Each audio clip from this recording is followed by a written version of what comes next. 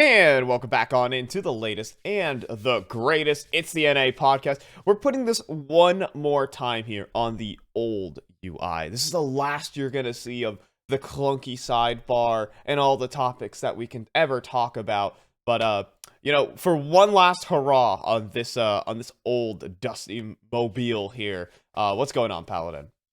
We're running on Valve time, Fi. Yes. We say that we have all of these things planned, and we have to just check up to Valve time. It is in existence. It does exist. Yes, it does. It does. It has a whole. I'm pretty sure it has like a whole Wikipedia article or something like that. Yeah. With like a definition and everything.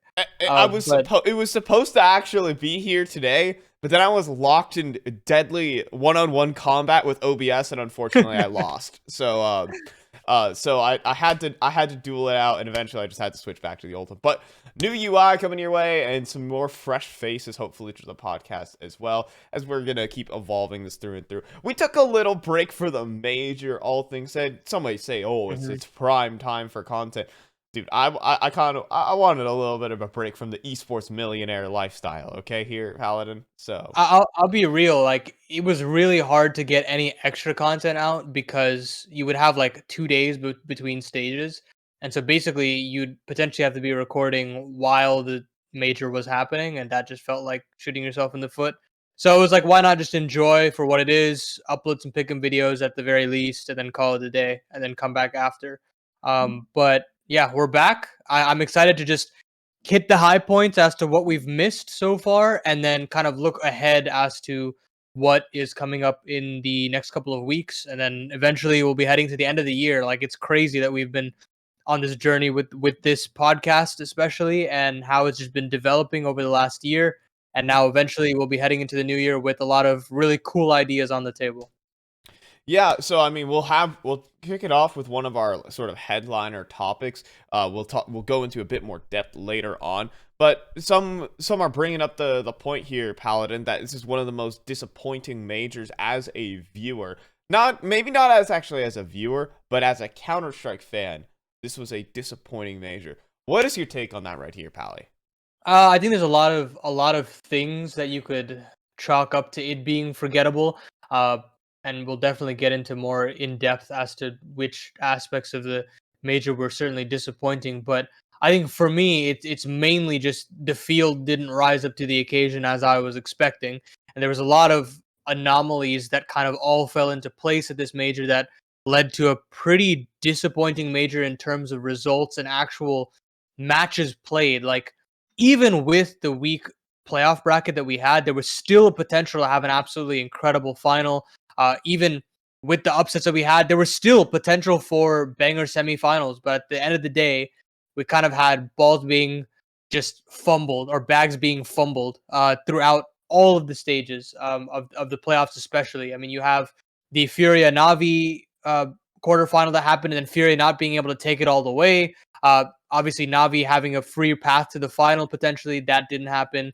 You had outsiders that could have potentially had a stronger playoff bracket run to win the major if they had played Cloud9. Cloud9, again, a talking point in and of itself, after a very clean Legend stage run, absolutely crumbled under the pressure against Mouse. And again, you had Mouse as well, just kind of just fumbling around and showing, signs of okay play, some great play from individuals, but not necessarily the most flashy tactical playbook. And overall, it just every little bit of kind of interesting aspects to that storyline, all of those storylines heading into the Rio playoffs, all just crumble. And at the end of it all, we got a pretty wet fart of a final in Outsiders and Heroic. And it didn't help that the crowd had stuff to add to it as well. I mean, completely on that front, it's the crowd disappointed. The teams, I mean, the storylines simply just weren't there. Everything that was kind of being built up for this major fell apart. Now, is it the worst major? Well, we'll have a discussion on that as we take a look into the past. But we have a couple of thoughts to bring up now as that major is over and we're getting into the later end of the season. Some teams have already had their seasons completed. Teams like Astralis, Complexity are done for the year, and we have to think, what's up in the pipeline for those folks? Yeah, I think as far as teams that should be making a roster move, I mean, there's obviously a lot of teams that capitulated. I mean, most teams that were expected to perform capitulated, but we're at this crossroads for a lot of these squads where you have to make a really conscious decision as to whether or not you want to make a move going in, or whether or not you're going to blame the format or blame the matches that were put before you and say that this was a fluke. This should not have happened in the first place, and it won't happen again. And as of right now, I think of the top teams right now that I would want to say should make a move, it's probably going to be Navi and it's probably going to be Cloud9. And it sounds odd to say, but at the end of the day, you look at the top eight that was given to them, and there Hmm. should be no reason why the pick'ems shouldn't end with the final being Navi and Cloud9. And maybe I'm salty, but maybe I'm also just Yeah, being pragmatic about it, right? Like it makes sense that that should have been the final that we deserved. The incredible rivalry that they had across 2020 and 2021 could have culminated to another major championship for Navi or the first for Cloud9, and that could have been just incredible. That whole story could have been electric.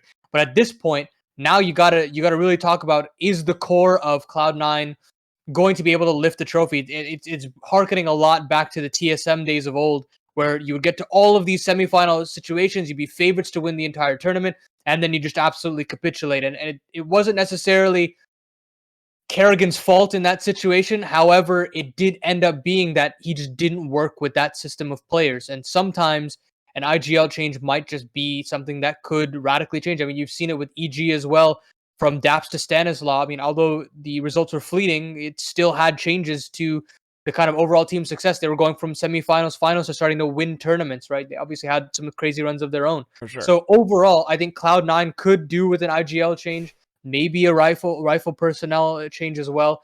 But I Hmm. think all the other teams, Navi especially, I think should just remove SDY. I think maybe it's time to either bring in a full-time IGL, get Electronic back on that secondary right-hand man rifling role alongside Simple, and get those consistent numbers back up. Because as of right now, with how individualistic that they want to play the game, if you don't have enough firepower, SDY is not going to cut it. He's just, we've talked about it before, that he's just kind of there. But at the end of the day, if the core of the team between Bit, Electronic, and Simple cannot fire, and you don't have a fail-safe plan, and you're having Perfecto trying to carry you through games sometimes, then there is something that is significantly wrong with this roster. And I'm not really sure what they should do. Whether they should remove SDY, bring in a full-time IGL, and get Electronic back on the rifle, or just pump up the numbers even more and get just a heavy, aggressive rifle like a Patsy or like a Siren from Spirit. Maybe you could poach from them. But overall, I think Navi and C9, I think, are the two teams that I'm kind of like, maybe something should be changed here. Yeah, I'm on the boat where I think complexity are in the moves are in the boat to make a roster move. Okay. I think that while the season has been much better than it was at the start of the year, I'm sure it's falling short of what complexity's competitive goals really are. Uh, there's just such the thing is, it's so difficult to call a roster move with them in that camp, but I mean, I wouldn't be surprised if they did make a move. We're also looking at Astralis. Well, they're picking up device, so to speak. Um, but all things said, they didn't even have that bad of an Espoo run. I believe it was top four, if my memory serves me Hmm. right. My goldfish memory from literally 4 days ago. Yeah. But take it and call it as you want it. They they got top four. I guess is something to be said. I'm not gonna. I mean, we'll talk about it in a little bit, but that was just ridiculous. I don't think it nearly reflected the quality of play that Astralis showed. But you're right. I think that moves should be made for Astralis, even if they're just bringing device, because I don't think that it's gonna solve the issues. I think that Mister is fine. I'm fine with Mister. I don't think he's like an issue per se. Like I can give him time to get molded in, but I still think it's Zipnix's time to go. I think that he is too old. He is Hmm. not showing enough promise in terms of his level. I think that there are far superior supportive elements in the Danish scene right now, and I think you need to start dishing out money for something in that aspect of the game I, because I you just wanna can't hold I actually wanna keep dragging on this point a little bit about Zipnix because this it. is a I mean it's an something interesting to bring up because Yeah. personally, in my book, now just from I'm just going off of eye test, which basically means I've only watched a couple games. Of course. Well, let's see. Let's see. Oh, I'm just gonna dive in, look at some of the stats. But hmm I think he had an excellent, excellent Espo for himself. For sure. Much, not just the. I mean, it wasn't like wow, insane, but the eye test was looking like this guy was like config dude entering up some sites on the T side. Like I think he's still. I mean, he's the one lifeblood rifler for this Astralis team, at least throughout the Espos. He still got it in him a little bit. That's what that event gave me. If Ice comes back, I don't know. I don't know. At the end of the day, I don't know. But I will stand here and say I disagree with that take. Either I way, think Yeah, I think just before we move on, I think that just the main thing that I'm like kind of like I'm not sure yet is it that dead team smell that like we've got nothing to lose. This lineup won't be the lineup that we're going to be going through with into 2023. We're probably going to get a Kato spot anyways, so let's just kind of throw things at the wall. Zipnik's had no pressure on him, and he played kind of in a vacuum. I hope that's not the case. I mean, I'd love to see Astralis contending again, especially with Device, but I need more on top of that to kind of back it up, right? Especially with the format of Espo being like they played two best of threes. Yeah, like two best of threes total. mhm. And how volatile BO1s can be, but we'll see. I think time will tell. But let's keep going. Yeah, let's keep moving it along because there may have been some changes that happened in the last week. One of everyone's favorite maps, Dust 2, has been removed tragically from the map pool. Thoughts and opinions here, Paladin? Good riddance. Good riddance. I am so happy it is gone. I don't like it at all. I don't like Dust 2.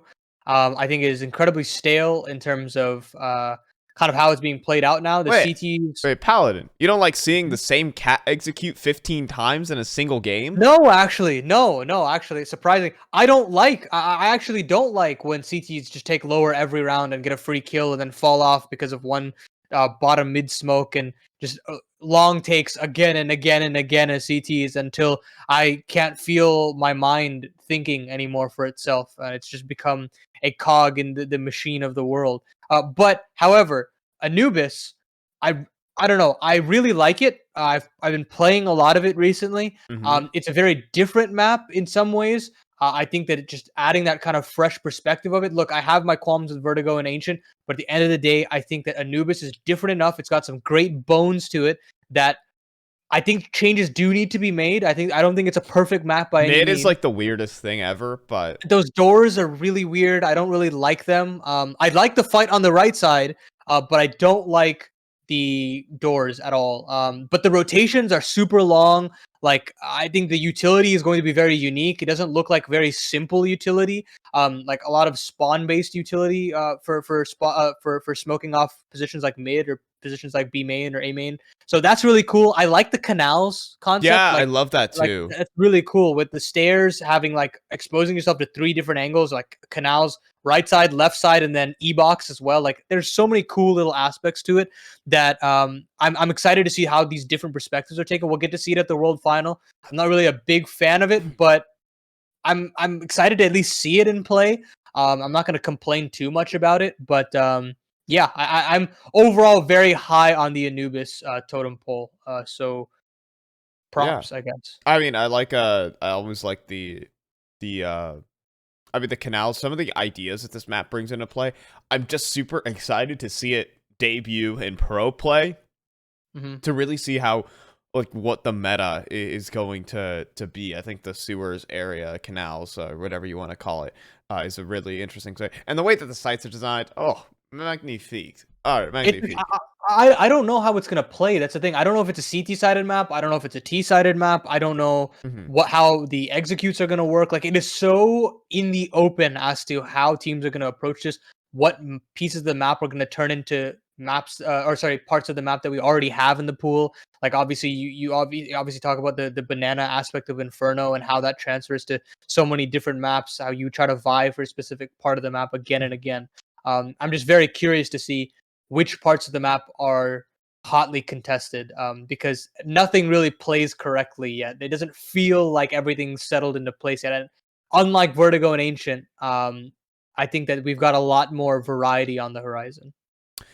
Well, folks, yeah, that timer's not right. I'll tell you that. But yeah, we did reach the end of this segment. But I think it is worth. I'm just gonna defy the clock because that's only a suggestion, folks. You're just a Mm. machine. I am man. And what about the Espoo? That went down. Fnatic just picked up their first LAN victory, and I believe since 2018. But like as this new lineup, some of their first trophies for these players. Really big step up for these guys, and I guess for the rest of the field, what's to think? So that first land title since DreamHack Masters Malmo 2019, actually. Okay.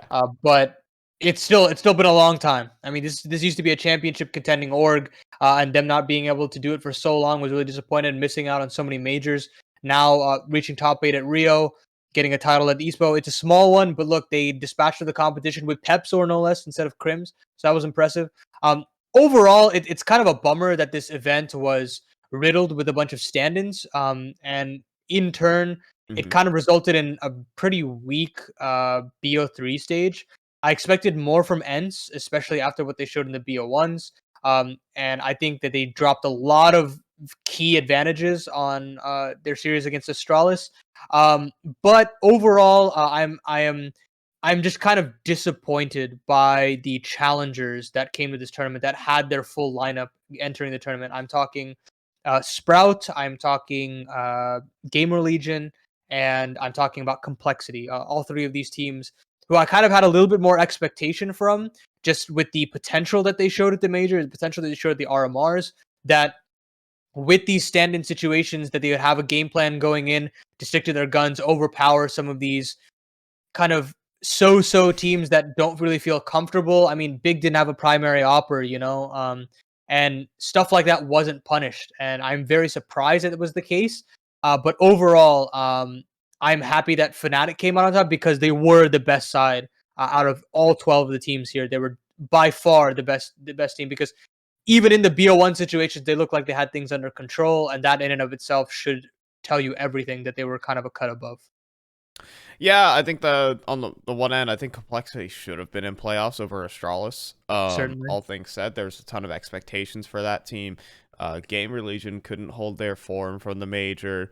I mean, ups and downs. I think ENCE in particular. I mean, they had a straight shot to run to run wild in front of the home crowd. And I believe that they just simply could not convert it. By the way, I will give the props out to Elisa. I think this was an excellently timed and well put together event. To be said, I think it fits the sort of post major tournament aesthetic perfectly. It was definitely a fresh face to see in the A-tier land scene. I think we need more A-tier lands. I mean, it is what we so prided ourselves upon prior to COVID. Like we Mhm. always had these kinds of spaced out tournaments where you would have these fringe teams that could be able to gain confidence and momentum heading into a bigger event, and then you could kind of see them shine and perhaps propel themselves to greater heights. And land titles for some of these teams are always going to be a super big boon. And also, yeah, you're absolutely right. I do like the placement of this tournament where it was put into the calendar. I want more of these. I like the epicenter esque type tournaments, maybe even Mhm. like a Star Ladder. Obviously, they're having their own issues just with the world scene right now, but I hope that eventually we'll get to a point where we can have these tournaments regularly. I will say I didn't like the format. I didn't like the BO1s. I don't think it lent itself to being favorable for the talent, having to do God knows how many BO1s every day. I didn't like just that in overall. But the playoffs all delivered pretty well. The Helsinki crowd was pretty good. I liked the stage. It was very simple. The UI was clean. Everything was minimalistic, but it got the job done. You could definitely see that they had their own identity of things. So I hope that they get another shot because they've got a good system going, and I'd like to see more of it. Well, folks, let's go ahead and jump on over to the best region without further ado. We got some stuff to talk about, as well as me needing to fix that timer. Good grief. Uh, give it one. Give it a couple. All right, let's go ahead and toss this one in towards the best region. We got our NA teams heading on into the off season, except for Team Liquid. They're playing in the Blast Fall finals right now. So, and maybe the global finals if they win the thing. So, yeah. But anyways, the other two heading into the off season, what's it going to be looking like for these? We already talked about potential roster moves for complexities, but in the EG camp, is this great strides and improvement, or are there moves to be made? Well, they're winning now. That's a start. I mean, winning actually is good for an organization, believe it or not. But I still think that they are kind of not reaching the potential that I expect from them in terms of I really like Hexed. I think Nealon has really come into his own individually and tactically. You can definitely see that he's getting much more comfortable mid-rounding in English. A lot of just quick-minded plays that you could definitely see that the cogs are turning in a more North American style of play to work with some of these players, and I like that. I like that synergy. Vorborg is definitely looks like a very important piece to this whole puzzle. He definitely looks like he's helping at least the mentality of these players. They all look energized to play. Yeah. But obviously, all of those things are secondary because at the end of the day, firepower is still a very relevant thing to the game. Because I still think that Cirque doesn't have what it takes to play at the highest level anymore. Maybe at tier 2, but right now I would rather put in a Junior. Who knows? I mean, no. Who knows? I at this point, right? Okay. Actually, Junior is probably a step too far. I don't think I'm gonna go all the way to the Junior end of things. It's a great joke and all, Fi. But at the end of the day, I think that there are so many European free agents on the market that if you can find someone that speaks English, I think you can try to slot them in, work synergistically with a player like Nealon and a coach. Yeah, I think that is exactly the player that I was thinking about. I think his bio is pretty reasonable for EG. He's definitely going to be hungry to play, hungry to compete. And I just think that Cirque has got to refine that fire in him again. And I don't think that fire is there in him yet. And I think maybe he can reach that level that he had previously in 2019 and 2018. But as of right now, I just don't think that he has what it takes. And if that's the case, then I think I tweeted this out prior to the RMR. I think that they can be a top 10 team or top 15 team if they can get in a new opera, because I think the pieces are there and I think they're consistent enough to get the job done.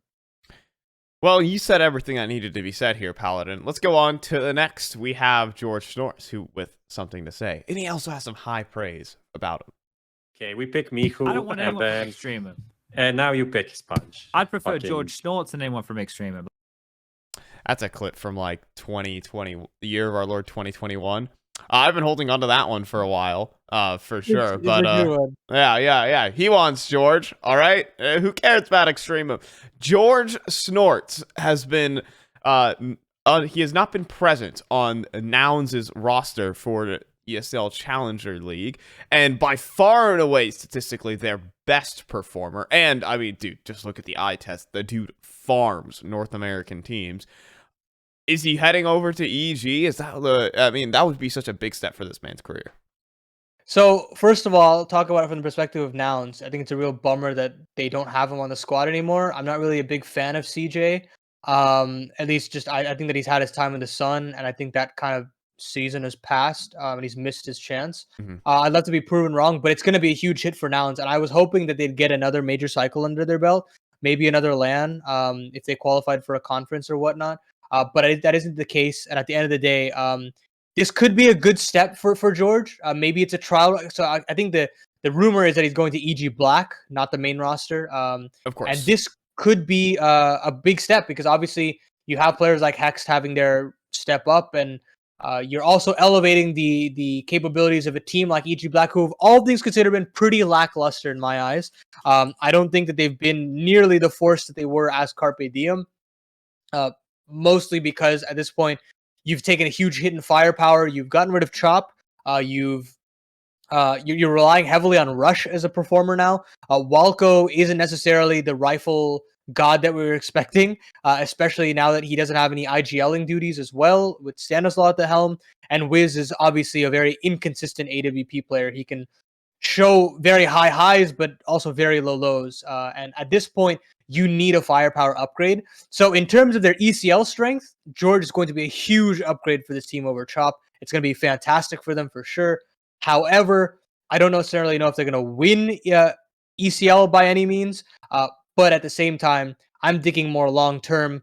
I'm trying to see if he can actually make his way all the way up For to sure. the EG main roster, maybe replace a Breezy, and maybe that could work in dividends. I think For when Jeorge has never even played in a remotely good environment for Counter-Strike as well. He's been a notorious pugger in NACS for a long time. He's stuck with Nouns as a unit, and he just destroys people on CT side, B anchors and the likes. When he plays in a certified, a standardized team, I think we can really see this person become a pedigree player. So definitely has talent. There's no doubt about that, to be one of the better NA players for sure. On to the next, though. I think some surprise news coming out, I believe, this morning, or just it is motm. He's out of ATK. From what I've heard and what I've seen on Twitter, this is by far and away not a mutual agreement. And what I've heard as well is that ATK have loved being teammates together. They've kind of this friendship and this camaraderie that's been built up between ATK has been cut short. What are your thoughts on this? I mean, you've been developing this roster for so long. You stuck through a lot of very difficult scenarios where you're getting so close to qualifying for LANs. You're getting so close to qualifying for the major after defeating kind of teams that you weren't able to topple before, always losing at the final hurdle, and you finally break that curse by winning ECL. You think things are changing, the tides are turning, and ATK would start to be a force to be reckoned with, and we would have a new Tier 2 NA team to champion and kind of push towards playing some Tier 1 lands in their near future. And then you pull motm out of the stratosphere in this situation, and at this point, I've got to think that they've got a plan or like a player in the waiting in the wings immediately after, because this 5-man unit felt like it was going to work. It felt like everything was in place for them to go to conference with this roster, see how things go, and then reevaluate and maybe make a move then. But until then, you had a stable roster that won yourself an ECL season after getting to how many deep playoff appearances and falling at very like jumpable hurdles, like very doable, winnable games. So I don't know.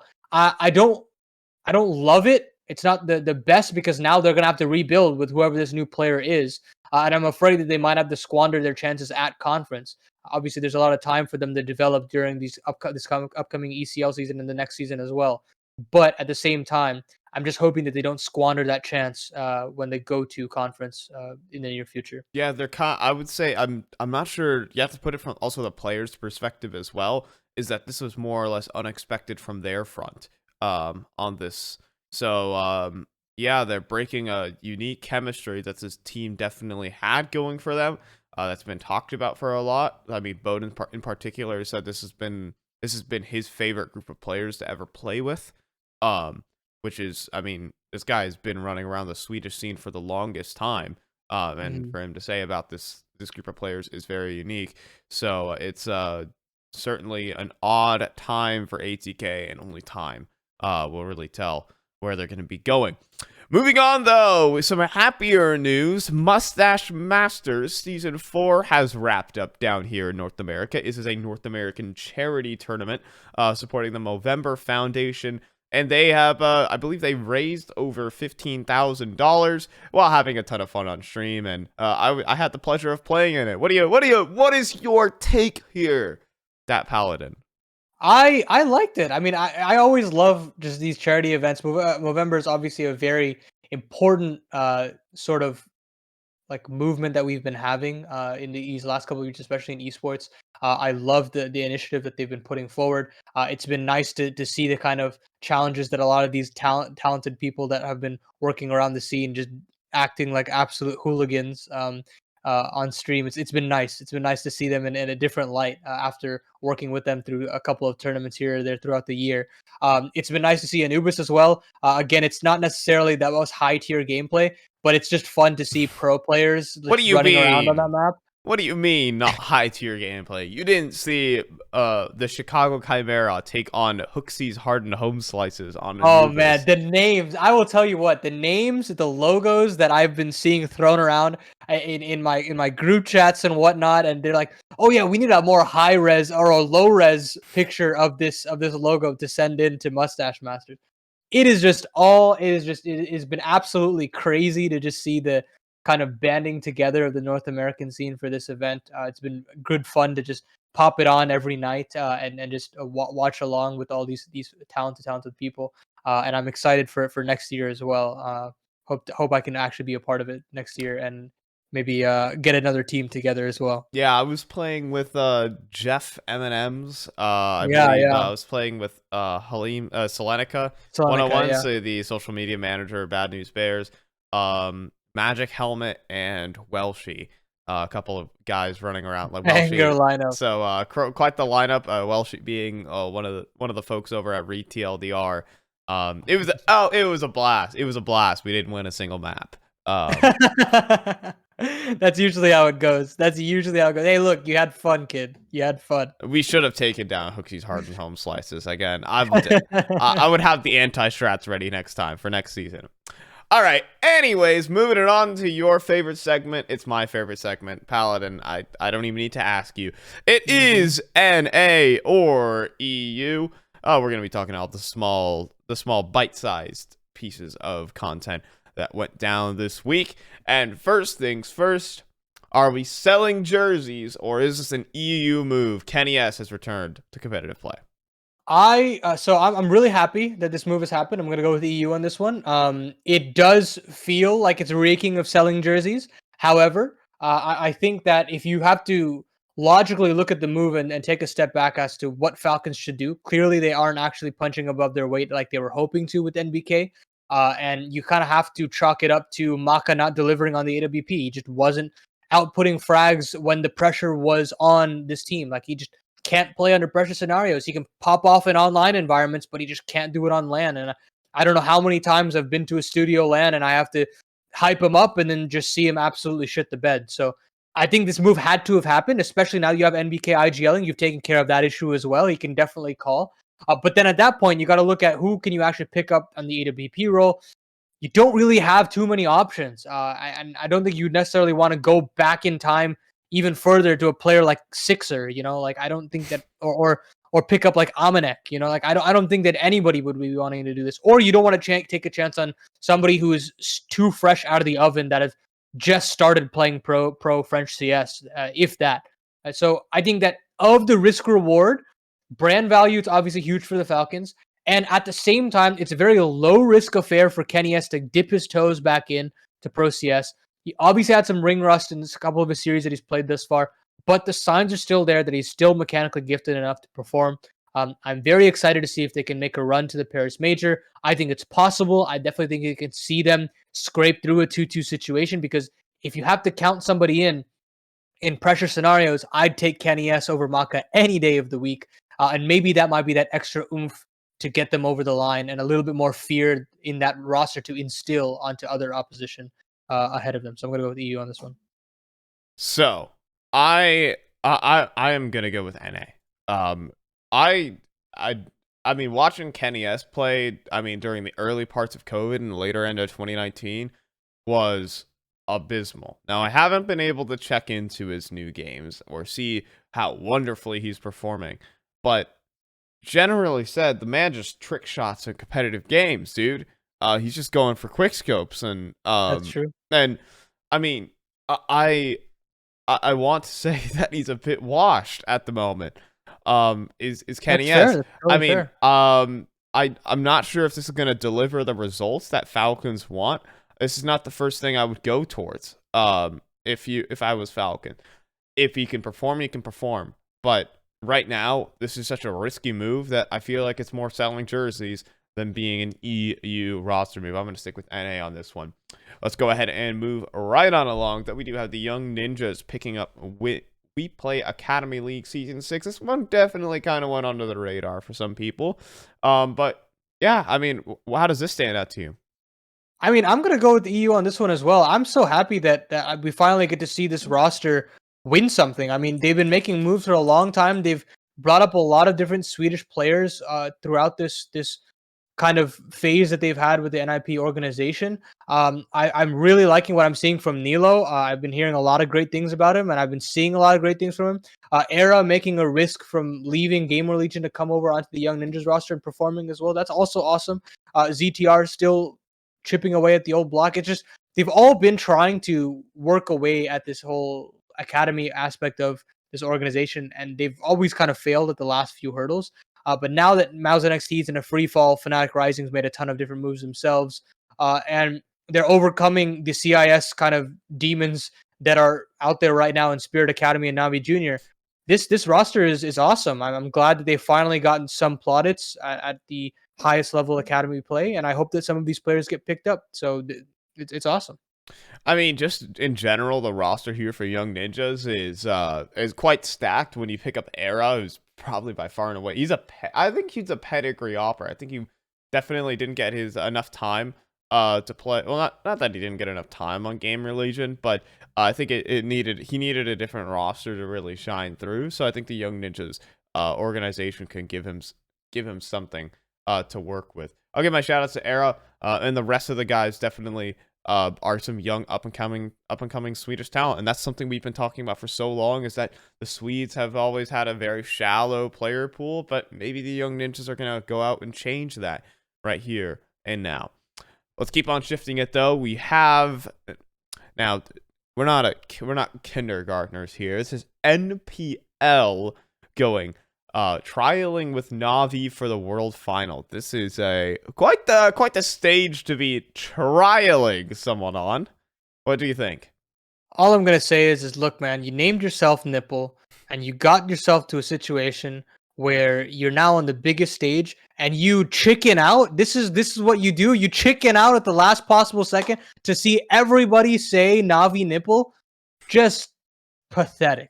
Anyways, beyond that, I don't like it. I'm gonna go with NA on this one. I don't think he's ready. I think he's too young. I think that I wasn't blown away by him in We Play Academy League. Like, he had some good maps here or there. Obviously, when I say good, I mean it's like incredible, like 2.0 ratings, like just bonkers stats. But at the same time, I think it's very inconsistent.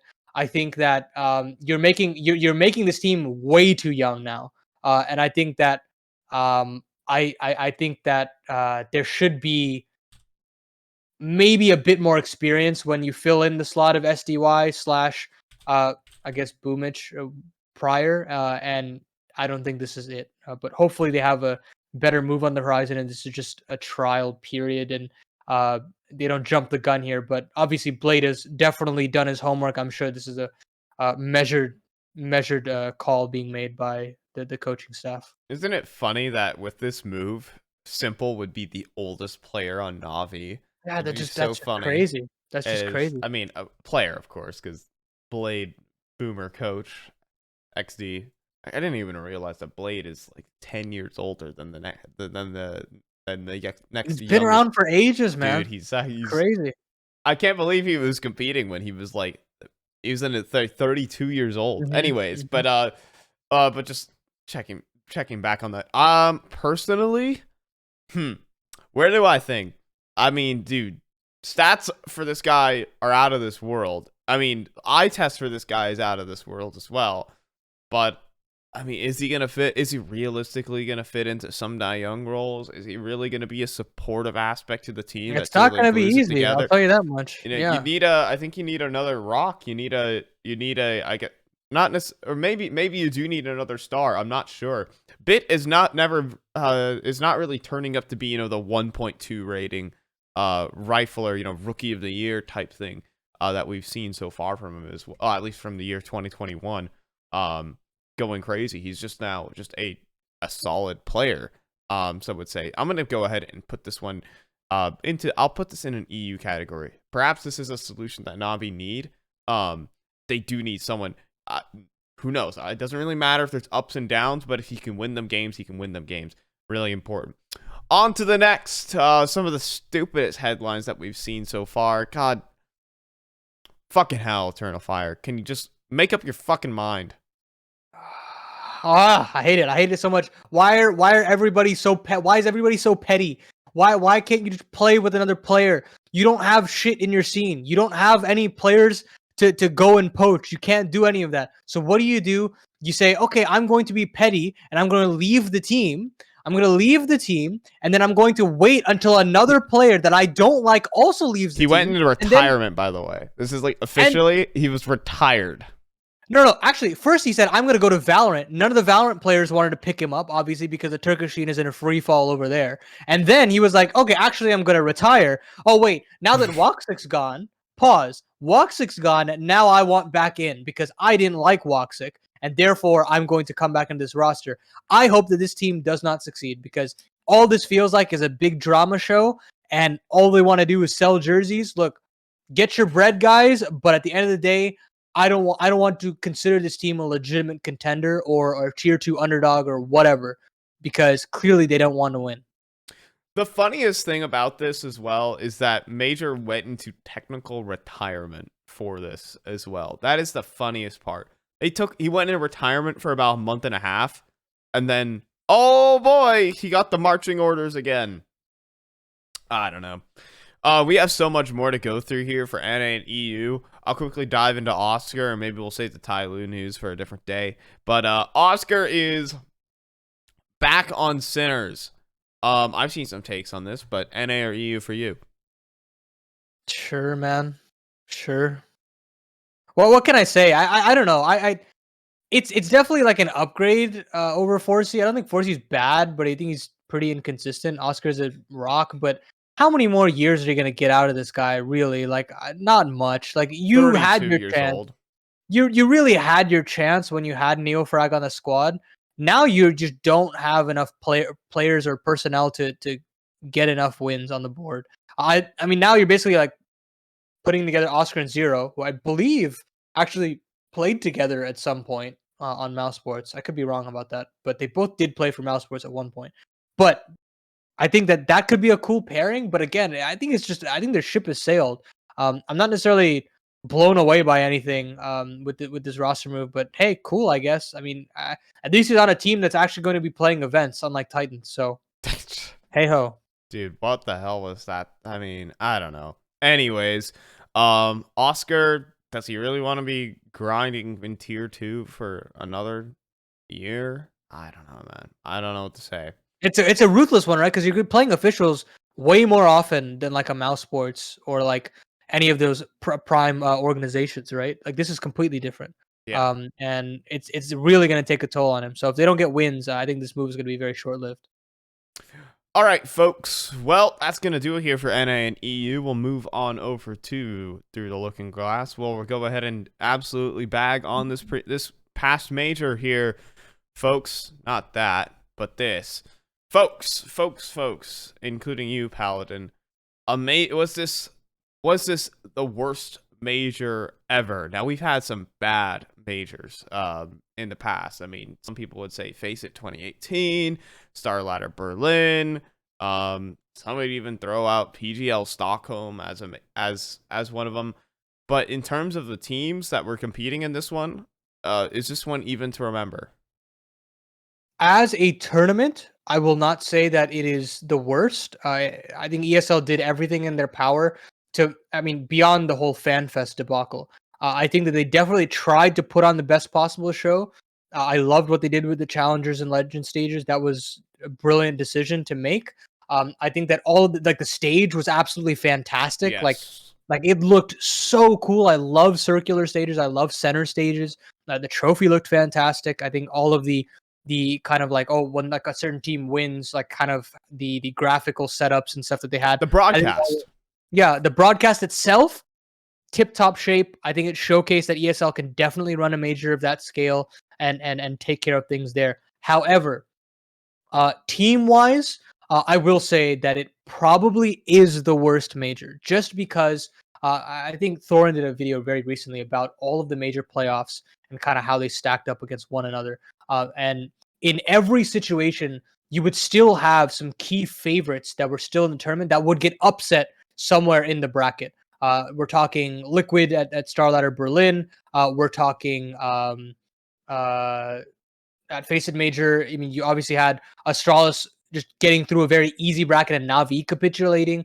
At what other? Oh yeah, at Krakow, you still had the favorites to win the tournament in the actual playoff bracket in Astralis, and you did have SK there as well, but they all fell, and you eventually had at least like you could even argue that the Gambits and your avant-gardes that had all these deep runs beat some good teams to get there, and they actually had legitimate runs to talk about. But you can't necessarily say that about outsiders, and I think that's what's so disappointing about all of it is that at the end of the day, you can say outsiders played a very good tournament. Yes, they definitely did. They had fantastic protocols. Their individuals were so on My point. 3-0 pick.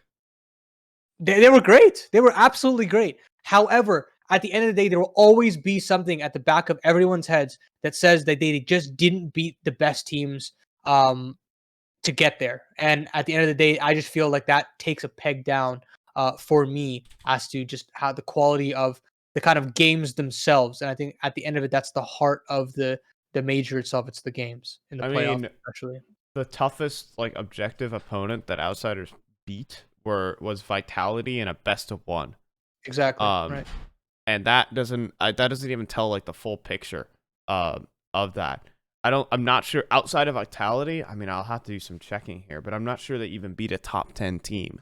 I mean, I'm not sure. I think Mouse was technically in the top 10, I guess, but no one really seriously believed that. I mean, I think Mouse, okay, they're like, I think they're actually a top 10 team, but we'll leave that up for another day. They didn't play against the big dogs, and the problem as well with this tournament is that there was not just the teams, but like also the brands that were playing in the finals. I mean, shoot, I wouldn't care if it was fucking Eternal Fire versus Furia, right? Those two teams kind of don't deserve to play in a major final, but I want to see the fans. And Furia, well, they made it to the semifinals. They got a win underneath their belt. There's a reason why the quarterfinal of the major was more watched than the grand final. You know? Yeah, I think you're completely right. I mean, even if you want to take the underdog storyline, even that could have been a huge redemption factor, and it could have honestly saved the bracket overall. Because if you're taking down the tournament favorites and then you absolutely bottle it against Heroic of all teams, who, mind you, again, I still think they played very well in that semifinal. I think they definitely were the better team. Yes. And overall deserved the final appearance. However, again, for the narrative purposes, for kind of the overall narrative that you have to craft about the Rio Major, again, it's another ball that has just been dropped. And it's a bummer that even that had to also go the way that it did, because overall, this major could have definitely been better in terms of the quality of games and the kind of caliber of storylines that could have been brought forward. And I think it's just a perfect storm of bad, not good. And I feel like we were kind of in store for a stinker here or there, just because we had a perfect Cologne final, we had a perfect Cato final, like Stockholm, Antwerp were absolutely fantastic. It felt like something was due to go wrong on the trip there towards the end of the year. But what about the crowd here? Brazil undoubtedly has the most passionate fans, but are they the best crowd? You wouldn't understand, Fi. You wouldn't understand. The thing is I hope some of you guys in the comments understand that joke. However, overall, I think that the home crowd should not be gifted another major. Just simple as that. I think that they're just not ready for it because at the end of the day, the quality of the fans that are being brought towards a tournament like Stockholm or Antwerp or Cologne or Katowice is like all of these fans are willing to watch any type of Counter-Strike, that's being unfolded before them. They respect high quality. But that wasn't to be the case when you have major quarterfinals, major semifinals, major grand finals not being packed out, but the tickets have been completely sold in a matter of minutes or whatever. The time that they gave on Twitter. But at the end of the day, I still think that you can put a 12-team IM event here. Sure, fine, whatever.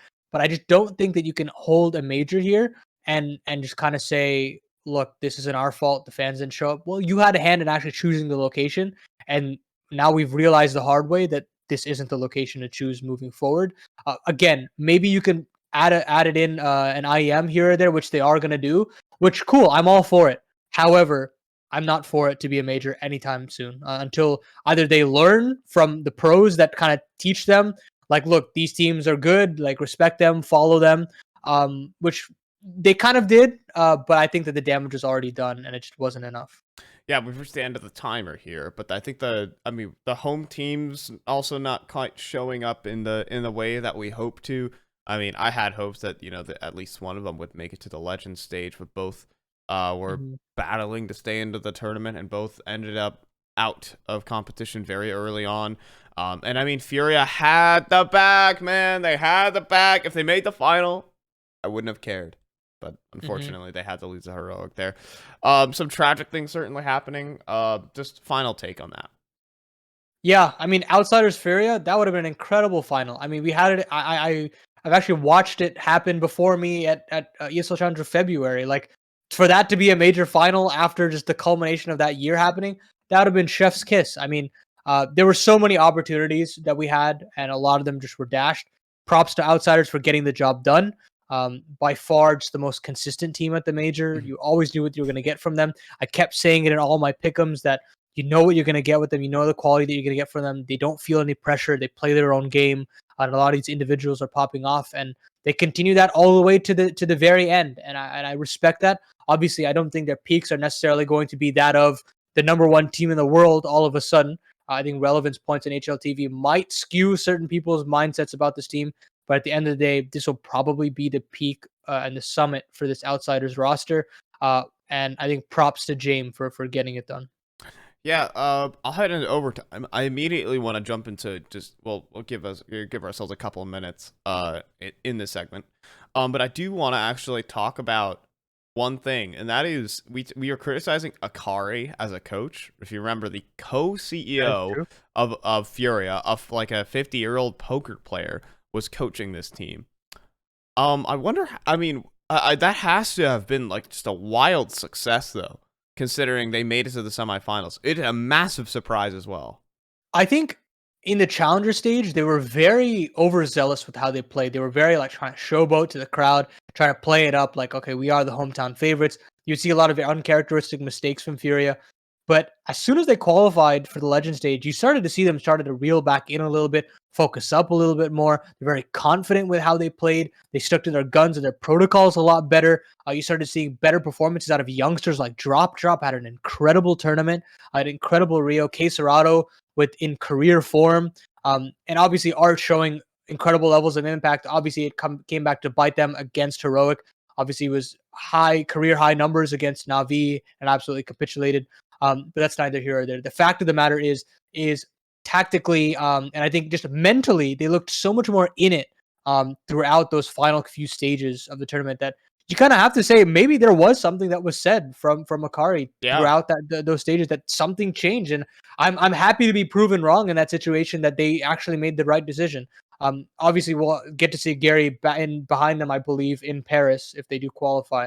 So we won't have too many times to actually reapproach this angle, but for the small sample size that we were given, I will chalk it up to saying that we were wrong. And it was nice to see some kind of mentality shift in some of these players.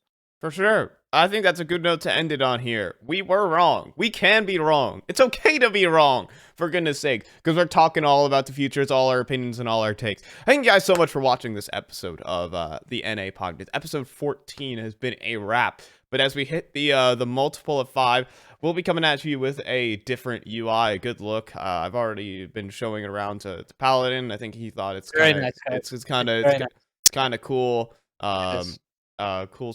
Me doing Photoshop type stuff. Woohoo! All right, but we have that coming up.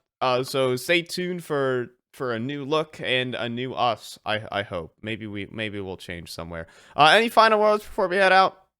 I'm excited, man. I'm excited for the future. We've got a lot of good ideas cooking in the oven, and I'm very excited for you guys to see. And yeah, I guess we'll see you guys next week. Yep, there's been a long break. Thank you guys so much for watching, and we'll see you guys next week on your regular scheduled programming. Peace out.